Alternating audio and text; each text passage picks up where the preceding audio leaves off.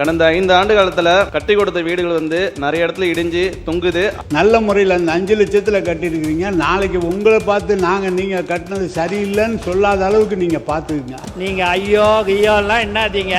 இனி நீங்கள் கனவு கண்டா கூட நீங்கள் ஆட்சிக்கு வர முடியாது என்பதை தெளிவாக சொல்லிக்கிறோம். தளபதி இருக்கும்போது சரி, கலைஞர் இருக்கும்போது சரி, ஏற்கனவே கட்டப்பட்ட சமத்துவபுர வீடுகள் எல்லாம் பழுது பார்ப்பதற்கென்று அதற்கென்று தனியாக நிதி ஒதுக்கி அரசு சார்பாக நிதி ஒதுக்கப்பட்டது. எனவே நீங்களாவது நல்ல முறையில் அந்த 5 லட்சத்தில் கட்டியிருக்கிறீங்க. நாளைக்கு உங்களை பார்த்து நீங்கள் கட்டினது சரியில்லைன்னு சொல்லாத அளவுக்கு நீங்கள் பார்த்துக்குங்க. அவ்வளோதான் சார். கடந்த 5 ஆண்டு காலத்தில் கட்டி கொடுத்த வீடுகள் வந்து நிறைய இடத்துல இடிஞ்சு தொங்குது. அதை வந்து அந்த மக்கள்கிட்ட கேட்டால் தெரியும். ஆனால் நமது முதலமைச்சர் ஆட்சியில கட்டி கொடுக்கிற வீடு இன்னொரு 50 ஆண்டுகளுக்கு வந்து ரொம்ப தரமா இருக்குன்றதை தெரிவித்துக் கொள்கிறேன்.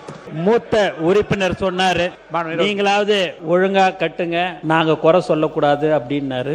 நாங்க எது செஞ்சாலும் சரியாதான் நாங்க செய்வோம். நீங்க ஐயோ ஐயோலாம் என்னாதீங்க. நீங்க நல்லா தெரிஞ்சுங்க, உறுப்பினர்லாம் நீங்க கொஞ்சம் நல்லாவே தெரிஞ்சீங்க. இனி நீங்க கனவு கண்டா கூட நீங்க ஆட்சிக்கு வர முடியாது என்பதை தெளிவா சொல்லிக்கிறோம். புரியுதுங்களா?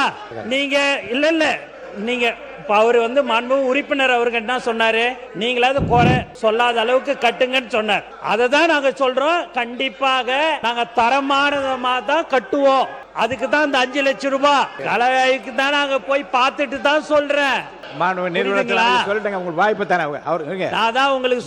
நாங்கள் அரசியல்வாதி அல்ல, நாங்கள் மக்களுக்கு செய்ய வந்திருக்கிறோம். நீங்க அதை புரிஞ்சுக்கீங்க. இத நீங்க சபையில வந்து நீங்க பேசும்போது நீங்க வந்து அது எப்படி பேசணும்ன்றதெல்லாம் உங்களுக்கு தெரியும். அப்படி இருக்கும்போது ஒரு மூத்த உறுப்பினர் சொன்னார்ன்றதுக்கோசம் நான் அதை சொல்றோம். அண்ணன், நான் உங்களுக்கு சொல்றேன், மக்கள்கிட்ட போய் நீங்க பாருங்க. நீங்க இவ்வளவு காலம் இருங்க. நாங்க இப்போ 3 மாசம் தான் ஆச்சு. நாங்க போற இடம்லாம் என் அண்ணனை பார்த்துக்கோ, என் பிள்ளைய பார்த்துக்கோ, என் தம்பிய பார்த்துக்கோ அப்படின்றாங்க. ஏன் இதெல்லாம் நாங்க சொல்றோம் அப்படின்னா, நாங்க உண்மையா சொல்றோன்னே யாரும் தவறு செய்ய மாட்டோம். திரும்ப இதை சொல்லிச்சுக்கோம். புரியுதுங்களா? அதனால நீங்க வந்து உங்க இஷ்டத்துக்கு நீங்க ஏதாவது பேசணும்னுட்டு பேசாதீங்க. தினசரி முக்கிய செய்திகள் மற்றும் அப்டேட்களுக்கு TN Wire News சேனலை ஃபாலோ செய்யுங்கள்.